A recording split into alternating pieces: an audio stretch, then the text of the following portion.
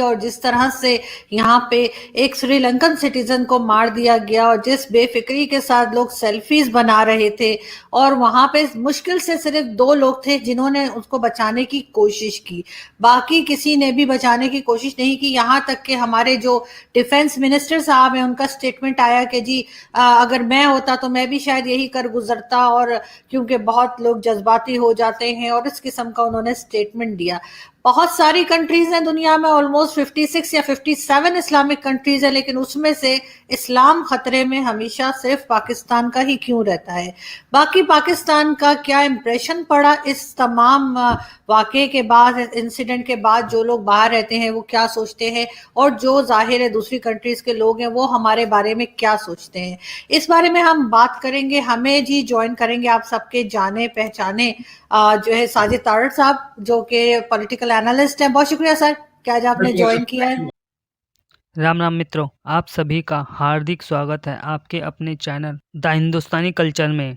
और आज हम आप सभी के लिए एक ज़बरदस्त वीडियो लेकर आए हैं जो आप सभी के लिए बहुत ही ज्ञानवर्धक साबित होगा।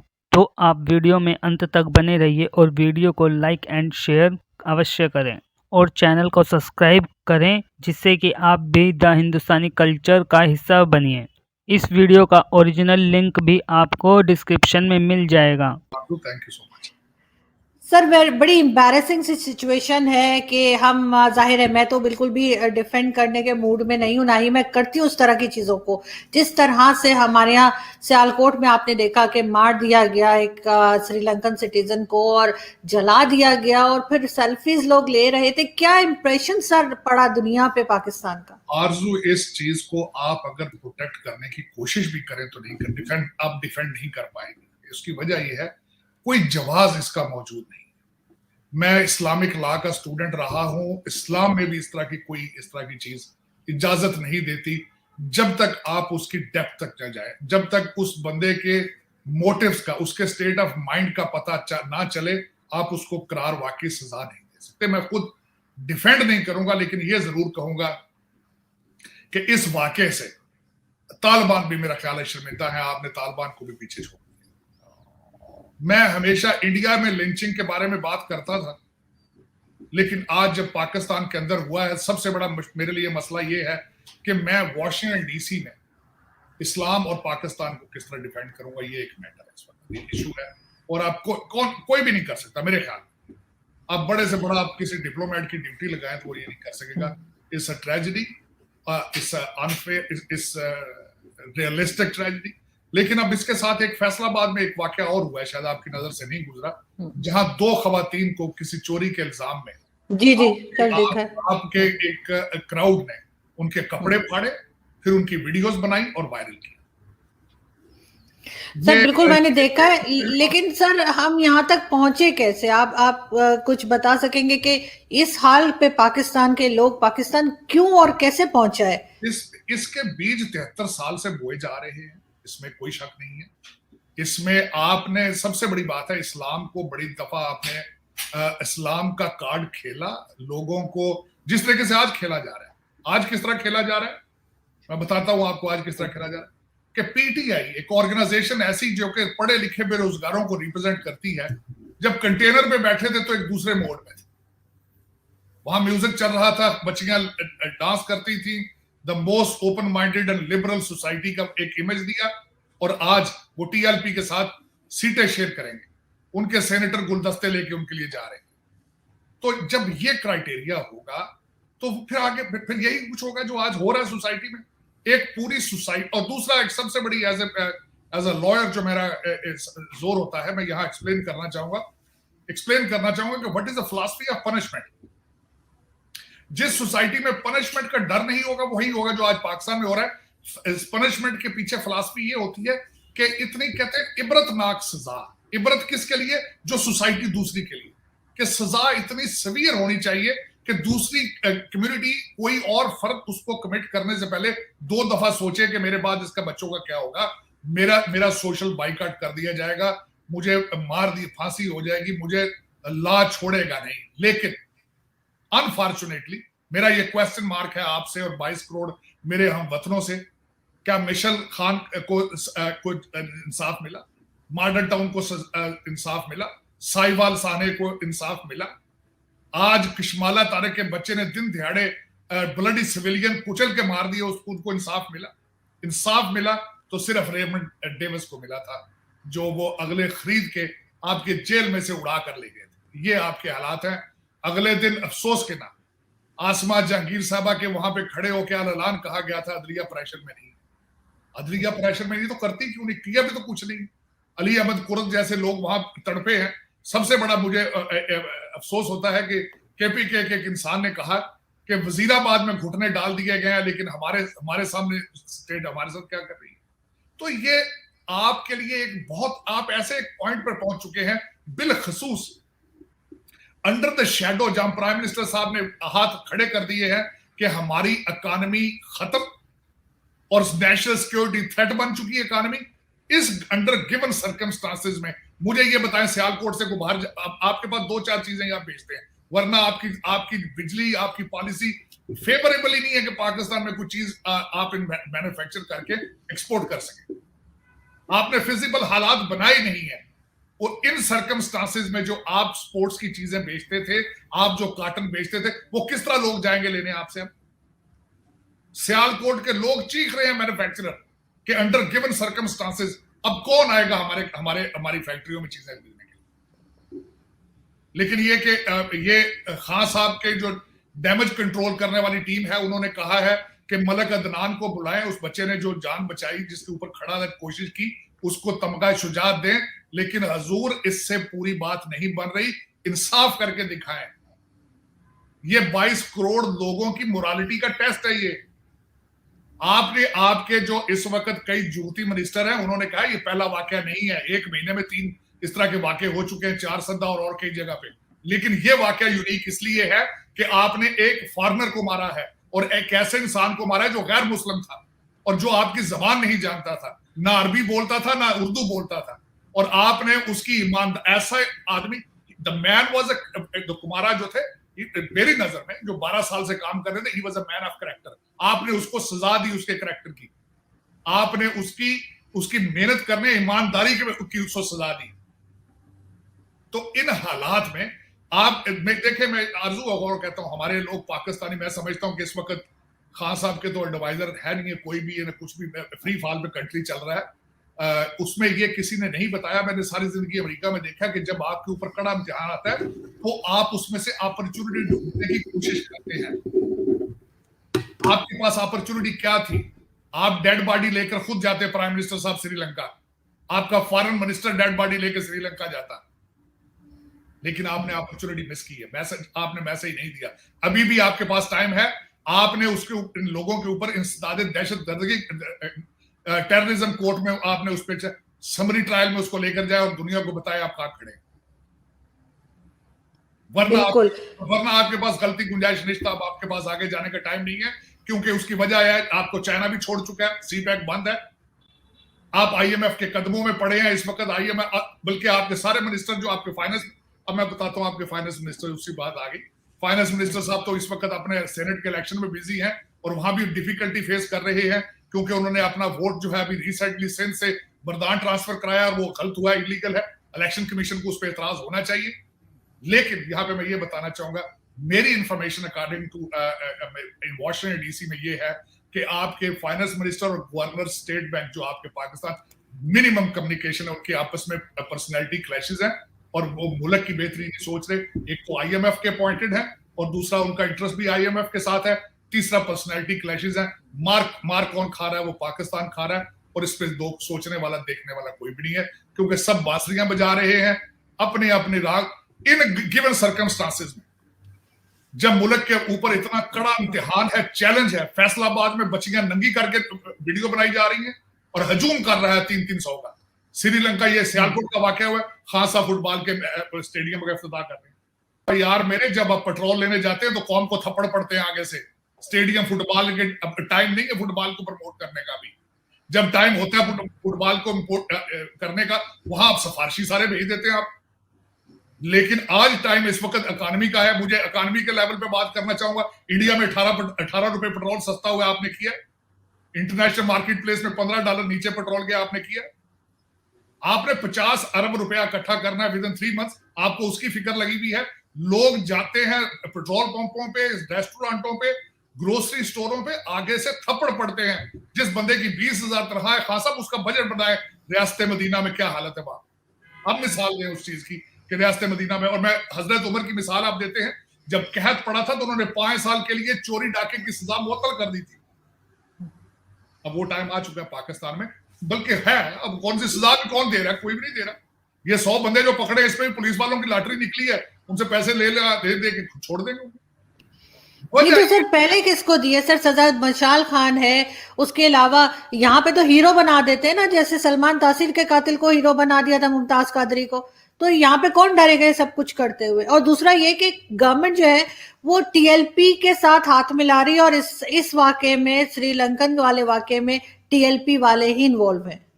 देखिए, नारे उन्हीं के लगे, स्टिकर भी उन्हीं के थे। इनको चाहिए उसमें डीपली देखे, जो उस पार्टी को चाहिए जो रूल कर रही है, जो उनके साथ सीट एडजस्टमेंट करना चाहती है, उस पार्टी को चाहिए ना चीजों का जवाब दे। जो आप खान साहब जो रोजाना हजरत उमर की मिसाल लेते रियासत मदीना में, वो 40 अरब रुपए का जो घपला कोविड के फंड्स में हुआ है, किसी ने जवाब उसका दिया है? एक चीज बता दें जिसको मेंशन किया जाए कि हम ये फलां इंसान हमें रेस्क्यू करेगा, ये फलां पार्टी हमें रेस्क्यू करेगी, फलां लीडर लंदन से आएगा हमें बचाएगा, फलां लीडर कराची से आके बचाएगा। मेरा मकसद, और कौन इस वक्त क्वेश्चन मार्क है।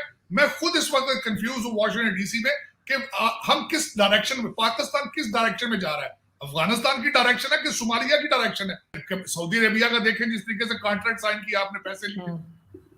आज मैं हैरान होता हूं, आज एक एंकर ने कहा कि बहुत बड़ी खुशखबरी आ गई है, हमारा सऊदी अरब के साथ लेबर का वर्कर्स का कॉन्ट्रैक्ट साइन हो चुका है, मजीद हम वहां से स्किल वर्कर वहां सऊदी अरेबिया भेजेंगे। तो पाकिस्तान किसने चलाना है?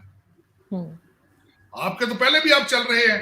देखिए, मैंने अगले दिन सोचने की कोशिश की है, उन लोगों में मैं भी शामिल हूं। 90 लाख लोग पाकिस्तानी, हम बाहर से पैसा कमा के भेजते हैं, लेके वो पैसा कहां जाता, कहां? हम यहां से डॉलर कमा के रियाल भेजते हैं, आपके लोग वही वापस ले आते हैं।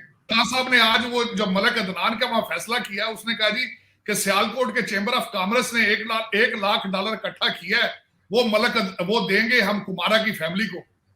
वो किस तरह देंगे? कौन देगा? वो ये आपके इधर उधर मिनिस्टर आपके टेबल के आगे पीछे हो जाना है वो $1 लाख, क्योंकि आपको तो डॉलरों की जरूरत है।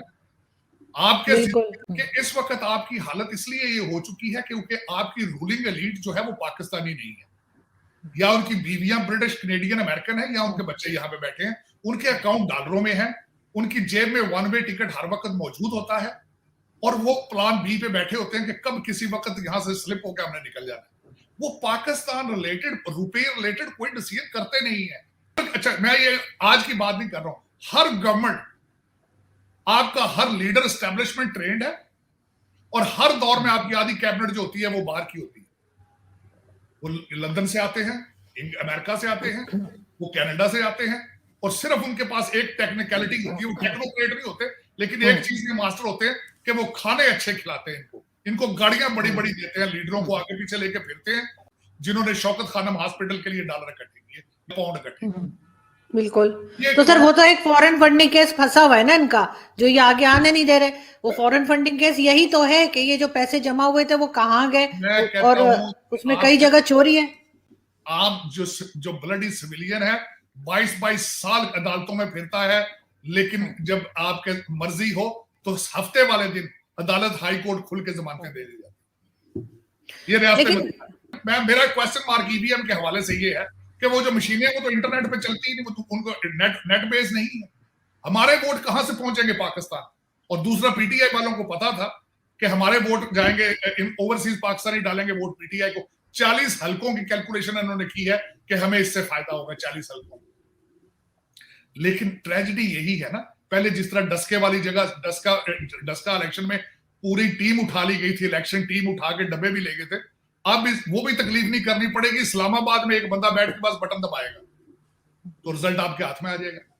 मुझे याद आ गया एक वाकया, आपके देखने वालों को बताऊंगा कि देखिए हमने कितनी तरक्की की है। अयूब खान दौर में जब इलेक्शन हुआ तो मोहतरमा फातिमा जना थी, तो उनको बड़े वोट पॉपुलैरिटी थी, बल्कि बिलखसूस बांग्लादेश, ईस्ट पाकिस्तान से उनको बहुत वोट पड़े। यहां से जब चंद हलकों का रिजल्ट आया तो उनको खतरा पड़ा मैं इलेक्शन हार ना जाऊं, तो उनके किसी एडवाइजर ने कहा जी ये तो 1 मिनट का काम है, मैं आपको मशवरा देता हूं, लोगों को किस तरह पता चलेगा कि इलेक्शन कौन जीता है कौन हारा है। उस वक्त टीवी नहीं था, रेडियो होता था। उन्होंने कहा सिर्फ रेडियो पे ऐलान कर दे कि आप इलेक्शन जीत गए, आप जीत जाएंगे, और यही हुआ। अयूब खान साहब ने क्या उन्होंने ऐलान कर दिया कि अयूब खान साहब इलेक्शन जीत गए, वो जीत गए। के रोल मॉडल नहीं बनेंगे। आप कहते हैं कौम को पेट पे पत्थर बांधे, लेकिन आप खुद चलाते हैं 5-5 करोड़ की गाड़ियां, अरबों में फ्रॉड हो रहा है, 40 अरब रुपया लुट गया आपके कोविड उसमें से, तो आप जवाब नहीं दे रहे। कौम किस तरह आप पे एतबार करेगा? कौम किस तरह, मुझे बताएं मैं किस तरह एतबार करूंगा आपसे कि $1 लाख जो है वो सियालकोट चेंबर ऑफ कॉमर्स का श्रीलंका पहुंच जाएगा, मैं किस तरह एतबार करूंगा आपसे जब आप 40 अरब रुपए का जवाब नहीं दे रहे हैं? बिल्कुल, लेकिन सर ये तो सभी देख रहे हैं कि किस तरह से वो 40 अरब जो है वो गायब हुए और कितनी करप्शन यहाँ पर इस वक्त हो रही है। लेकिन साथ साथ जो है हम ये भी देख रहे हैं कि जो एम्बेसीज बाहर है, इवन हमने तो ये भी सुना कि जो यूएस में जो पाकिस्तान की एम्बेसी है उसको भी पिछले 4 महीनों से पेमेंट नहीं गई, और दूसरी एम्बेसीज भी शिकायत करेंगे। इवन ट्विटर पे आप ट्वीट्स भी देख चुके होंगे लोगों ने जो लगाई हैं, और उसके बाद इन्होंने कहा कि हमने ट्रांसफर कर दी। उन्होंने कहा जी हमने 3 महीने की ट्रांसफर कर दी। तो बगैर पैसे के पाकिस्तान कितनी देर सरवाइव कर सकता है? कुछ पहले सरवाइव पहले कहां कर रहे। मैंने खैर वॉशिंगटन डीसी वाली खबर तो चेक की है, उन्होंने कुछ कॉन्ट्रैक्टर फायर किए थे, कोई इतना मुझे उसका सही जवाब नहीं मिला। मेरे ख्याल में ये वॉशिंगटन डीसी वाली तो अफवाह थी एक इस तरह की। लेकिन पहले भी तो देखे ना हमारे डिप्लोमेटिक मिशन क्या कर रहे हैं बात, वो शनाख्ती कार्ड और पासपोर्ट बनाने से भी कासर है। डिप्लोमेसी का उनको पता ही नहीं। आपकी फॉरेन पॉलिसी नहीं है तो ये फॉरेन पॉलिसी प्रमोट क्या करेंगे? मेरे हिसाब से आपकी फॉरेन पॉलिसी सिर्फ डॉलर है। आपको चाइना से डॉलर आए तो आप उनके साथ हैं, आपको उनके बंद हुए तो आप आईएमएफ के कदमों में पड़े। ये फॉरेन पॉलिसी है आपकी। पूछना चाहूंगा कि हमें कौन बचाएगा इन हालात में से, हमें कौन निकालेगा? मेरा ये क्वेश्चन मार्क है। मैं अपनी सारी जिंदगी पॉलिटिकल साइंस पढ़ता रहा हूं। आप मुझे मेरे साथ डिबेट कर लें पाकिस्तान की हिस्ट्री पर, पाकिस्तान की पॉलिटिकल सिचुएशन पर डिबेट कर लें, मुझे बिल्कुल नजर नहीं आ रहा कि लेकिन सर इतना बुरा हाल तो कभी भी नहीं हुआ था जो आजकल है कि यहाँ पे जो इनके मिनिस्टर सरताज गुल और दूसरे लोग बाहर गए थे इनके साथ, सरताज गुल के साथ स्कॉटलैंड वगैरह, तो उनकी वहां पे झगड़े हो गए। उसके बाद जो इमरान खान साहब है प्राइम मिनिस्टर, उन्होंने कहा है कि आइंदा कोई मिनिस्टर उनकी इजाजत के बगैर बाहर नहीं जाएगा। उसकी खास वजह झगड़ा नहीं है, बल्कि ये है कि फंड्स नहीं रहे इनके पास, क्योंकि इन सब ने बाहर जाके हजारों डॉलर में इन्होंने टीएडीए जो है वो अपने नाम करा लिया। और कई इसके पीछे और भी कई मकासद हैं, क्योंकि हालात ठीक नहीं है। वो समझते हैं कि लोग यहाँ रहें ताकि मुझे किसी सपोर्ट की मदद की जरूरत हो आगे पीछे कई। लेकिन इस वक्त लोग जो है, मैंने आपको कहा था, महंगाई से बच जाएंगे, कोविड से बच जाएंगे, करप्शन से नहीं बचेंगे। और मुझे आज अफसोस है कि हमें कोई ऐसा रहनुमा नहीं मिला, हमें कोई ऐसा रहनुमा नजर नहीं आ रहा जो हमें वादा करे कि मैं बचाऊंगा तुम्हें। हमें सब इस वक्त क्या चाहिए? हमें एक ऐसा रहनुमा चाहिए जिसके पेट पे पत्थर हो। माफिया तो आपकी कैबिनेट में बैठे सारे। खान साहब को पता है, खान साहब बता चुके हैं कि मुझे माफियाज नहीं चलने दे रहे। और भाई चलाना किसने? या छोड़ दे फिर। तो खान साहब तो खुद माफियाज के सहारे चल रहे हैं। खान साहब का खर्चा कौन उठा रहा है? ये माफिया ही तो उठा रही है। यहाँ पे वो फ्लैट खरीद रहे हैं, सरीना के सामने जो बिल्डिंग बन रही है वहां पे पेंट हाउस कैसे खरीदा है खान साहब ने? अपना घर 12 लाख दे के उन्होंने जो है वो पास करवा लिया, हालांकि इलीगल तरीके से बना हुआ है। तो खान साहब तो खुद और तरीके से कर रहे हैं करप्शन, लेकिन उनका नाम भी आएगा जब हटेंगे। सबके पोल खुल जाते हैं हटने के बाद, इनका भी खुलेगा। लेकिन आरजू, मैं हालात अच्छे नहीं देख रहा हूं। जो डॉलर, जो मेरी प्रेडिक्शन थी जनवरी में 200 तक जाएगा, पेट्रोल आपका 200 तक जाएगा। मेरे एक दूसरे एंगल से देख रहा था, ये सियालकोट में भी जो कुछ हुआ, ये फैसलाबाद में, या तो महंगाई की वजह से लोग फ्रस्ट्रेटेड हैं, लोग गुस्सा उतारना चाहते हैं, तो एक दूसरे के कपड़े फाड़ रहे हैं, एक दूसरे को मार रहे हैं। शायद ये भी एक वजह हो सकती है, क्योंकि कौम जो बेजार, कौम के पास जब बाइंग पावर नहीं, भूखा बंदा क्या करेगा? आप मुझे एक बंदे को 3 दिन के लिए खाना ना दें, क्या करेगा? वो साथ वाले को मारेगा। नहीं सर, जब सलमान तासीर साहब को मारा गया था क्या कौम भूखी थी? क्या जब मशाल खान को मारा गया था क्या कौम भूखी थी? ये सब इनके बहाने हैं। ये बहुत किस्से हैं, बहुत आगे तक जा सकते हैं। लाहौर में, कसूर में बेशुमार क्रिश्चियंस को, हिंदुओं को मारते हैं, तो क्या ये भूखे होने की वजह से मारते हैं? आरजू, एक और बात भी, बल्कि सबसे बड़ी बात है, एक मिनिस्टर साहब ने तो फरमा दिया कि ये सारे टाइम बम हैं, सारे ये फटेंगे। बिल्कुल। लेकिन सर ये सब आप मानते हैं क्या कि ये जो इस तरह की पार्टीज आती हैं टीएलपी टाइप की, ये एस्टेब्लिशमेंट के अंडर होती हैं? जब वो कहते हैं वहां के इस्लामाबाद में बैठ जाते हैं डी चौक पे, जब वो कहते हैं लिफाफे लेके वापस चले जाते हैं। उसका जवाब मैं ये दूंगा कि आप, मेरा जो उसका जवाब ये है कि आप हम्म, इस वक्त एजेंसियों की मर्जी के बगैर चिड़िया पर नहीं मार सकती पूरे Pakistan. This is what my assessment. आप इसमें से खुद ही कंक्लूड कर लें फिर क्या हो रहा है।